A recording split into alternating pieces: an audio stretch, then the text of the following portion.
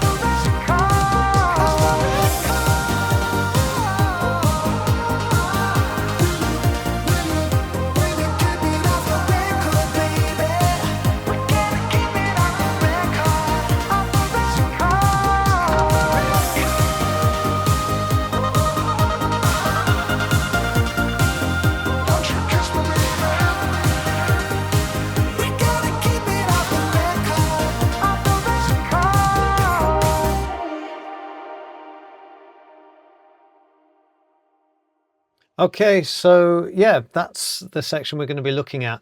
In particular, we're going to be looking at the ad-libs. So in order for you to hear what else is going on behind the ad-libs, I think it's important that I first play you a few bits.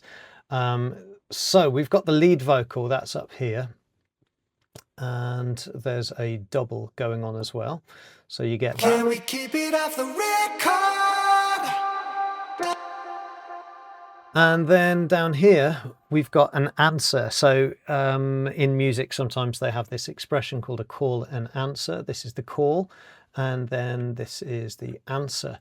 And what I wanted to do was make it sound like a little personal. I tried whispering at one point, and it didn't work because it didn't cut through and didn't sound right. But this little answer to this question here, if you like, this is a question, this is the answer, sounds like this. And it sounds kind of weird. And what I've actually done there is I've split the EQ between the center and the sides, not with an EQ, but by actually recording 3 different versions. A center version here, so this is just the top sort of end of that vocal. I called it whisper lead vocal. It's not whispering, of course, but that's what I tried originally.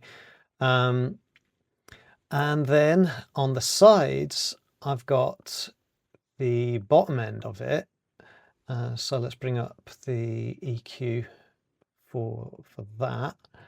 Oh, I've actually done it with a filter. There you go. So yeah, so now we've basically got the center playing the tops and the sides playing the lower end of the same vocal. So it sort of splits like in a strange sort of way.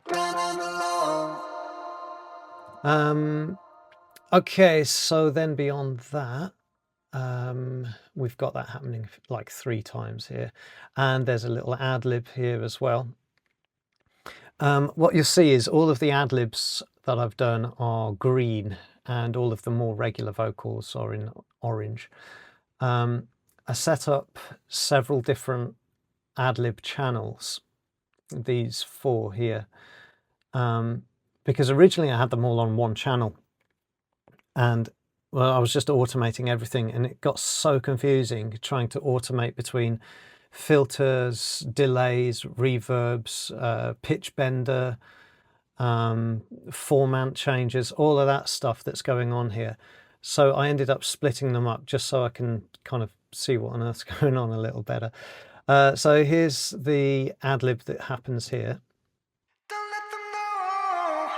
And what I've done with quite a few of these vocals is I've used a filter I can't remember which artist I was using as reference exactly. I've used quite a few reference tracks, but just to kind of give it that sort of distant feel without it being too in your face, you know. So all I've done there is, again, I've used Simplon by Fabfilter, and I've just cut tops and bottoms off it. So that fits over the top of these three. So if I highlight all of those together, so it just sort of tails off at the end there. And I'm going to talk quite a lot about automation in this video as well, because it's really important that you understand that automation will make your track sound much more interesting than if you just sort of set things and forget them. You know, if you just set a reverb and forget it, it's going to get in the way of things that are going on, and the same with delays and filters and things like that. There's so much you can do with filters, delays, reverbs, and all sorts of things if you just use some automation. In fact, I think it's best that you think of automation as an instrument of its own. So, you know, don't just set things up and then forget them. That's kind of a little bit, well, I dare say amateur, but there's so much more potential to it. So you may as well use it. Let's have a look at what I've done with this one. Absolutely nothing. Okay, let's open up all of them. Here's all of the automations. Okay, go back down to where it is. There it is. Right. I knew I'd done something. Okay, so the pan, yeah, that's something else very, very important to think about. You know, not just setting your volume for things, but placement within a mix. So yeah, there's volume, which is up and down, but then there's pan, which is left and right. And you can quite often find a space within a mix. Sometimes just moving the pan will get it to a position in the mix where there's nothing else going on, so you can really hear it. So on the volume on this particular ad-lib, I've faded it down as the ad-lib goes through, but you'll probably notice the volume didn't go down. And the reason for that is down here, the vocal plate, or the reverb as you might want to call it, it's a plate verb, is going up. So as the volume comes down, the plate goes up, and this ad-lib sort of sinks into reverb. Let's play it on its own.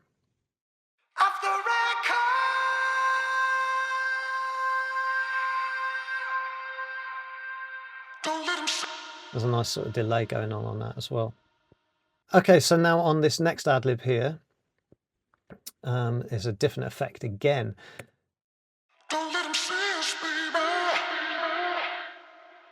Okay, so on this one, I've got the filter still. So here's the Simplon Filter, but I've also got this pitch bender, and it's bypassed before it on this vocal. And then when we get to this ad-lib, it's going to switch itself on. And I've just got the formant lowered.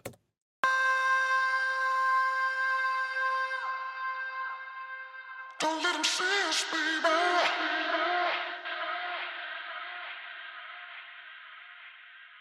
And then in addition to that, we've also got, see down here on the left-hand side where I'm pointing, you see this dub delay.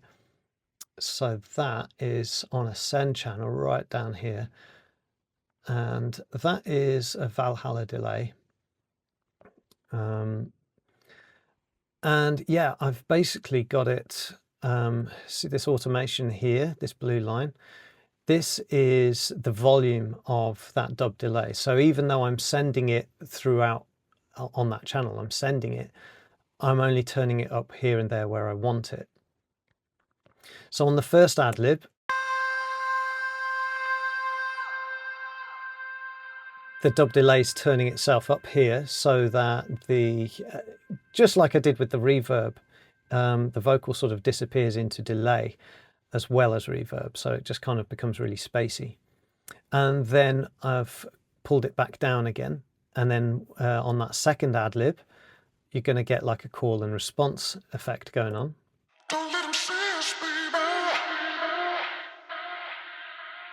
And on the dub delay, it's interesting to know that it's basically the same on the left and the right, but I've just delayed it ever so slightly differently. And that's because I wanted it to sound stereo. But there's a few things to know about this. If you've got the same sound in both speakers at the same time, it'll sound mono. If you've got the same sound in both speakers, but they're slightly out of time with each other, then it'll sound stereo. But the one that you hear first will trick your ear into focusing on it, and it'll sound loudest. So in this case,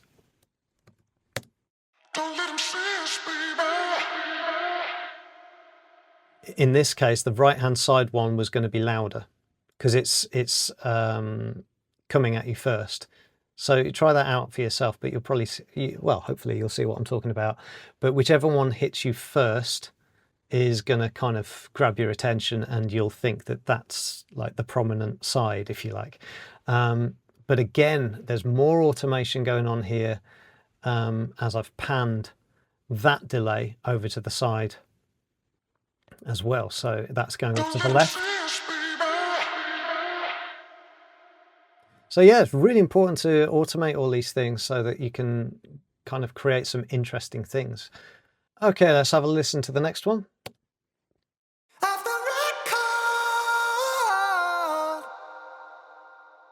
Okay, so again, I've automated the reverb on that one so that it's getting quieter as the phrase moves on.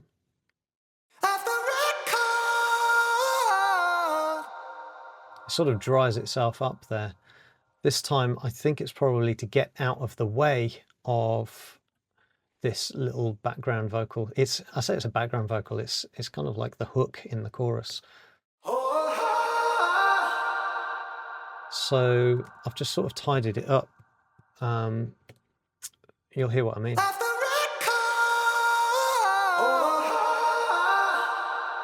You know, you don't want too many reverbs flooding each other. I mean, this is sort of a synthwave style dance track in a way, and synthwave has got a lot of reverbs on it and a lot of sort of like spacey effects. But even then, you kind of want to make room for things. Okay, let's have a listen to this next one. I know this one's quite cool. Will you keep it off the record, baby? Okay, so the first will ya and the second will ya, I originally had these sort of filtering up using Simplon again, but it didn't quite sound right. I wanted something a little more interesting. So yeah, instead of using a filter, I've done it with the formant instead. Will you keep it off the record, baby? And then, of course, I've got reverbs and that sort of stuff going on it. Another filtered one. Panned over to the right, so it's got its own little gap in the mix. Let's have a listen to that. So I'll play that whole section for you.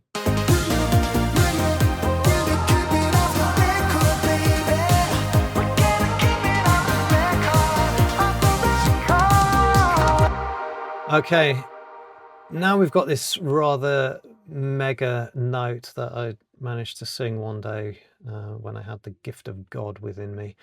It's really, really high. Let me take off some of these effects so you can hear it naturally.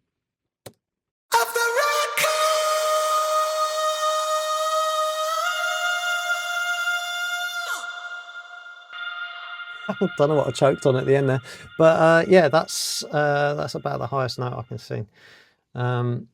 So yeah, again, I've got a Simplon filter going on it. It's the same sort of filter as I've used on quite a lot of the others, just because you want to have, well, I did in this case, I wanted to have some consistency, and that's the sound that I'm using when it's filtered.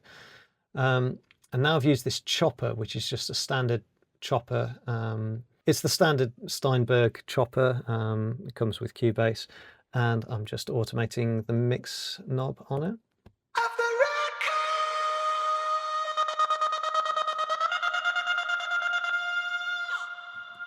So yeah, let's have a look at that automation so you can see it. Chopper mix. Okay, so there's the automation for that.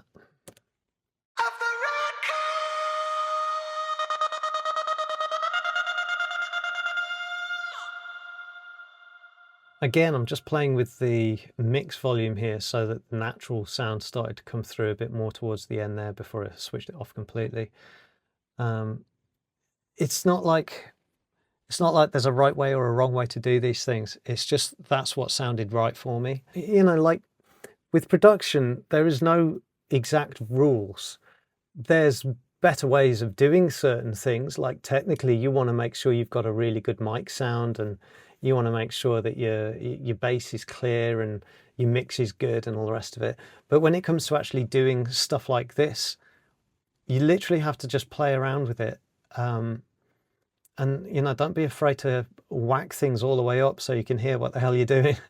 You're not going to break anything while you're producing it. You know, just do things, experiment, don't be shy, and just have fun with it.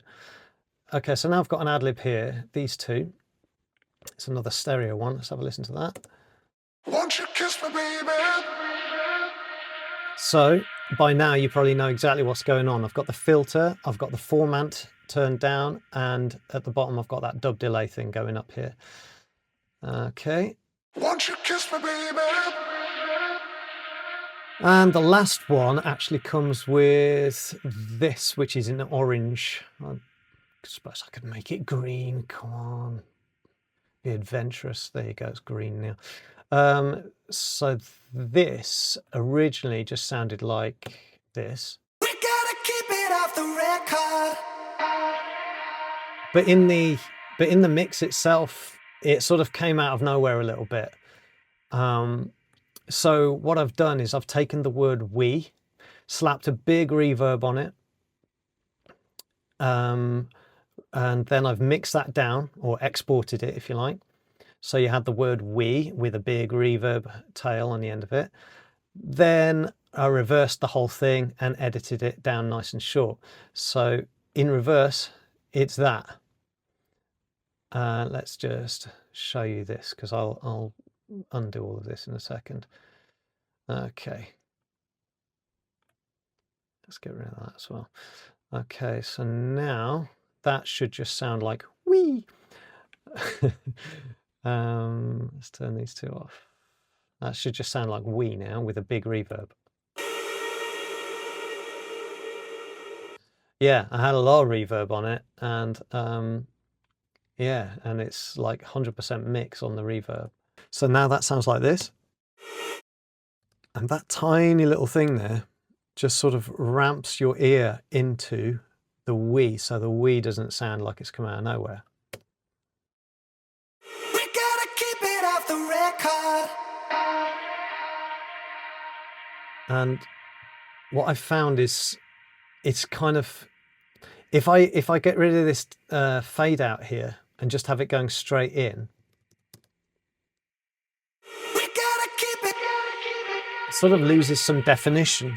So by fading this back out again, the word we still has an impact. We gotta keep it off the record. I'm happy with that. So yeah, those are the vocal ad-libs going on at the end of that whole section. Okay, so I hope you guys found that useful. I hope that maybe you got some ideas, maybe a bit of inspiration out of it. But yeah, that was my intention, just to kind of show you what's going on in this track. As I say, the track's called Off the Record. If you'd like to hear the full version, head on over to Spotify. My name's Tim Boulevard, which is Tim space BLVD. If you'd like to work with me in any way, I do offer a mentoring service where I can work with you on one of your tracks. I also offer a production service and a mastering service where I can produce a track for you or master one of your tracks. So I'm going to leave my email address down in the description below. So take a look, drop me an email, and let's have a chat about it. But in the meantime, thank you so much for your time today. I hope you found this all useful. Take care of yourselves and catch you later.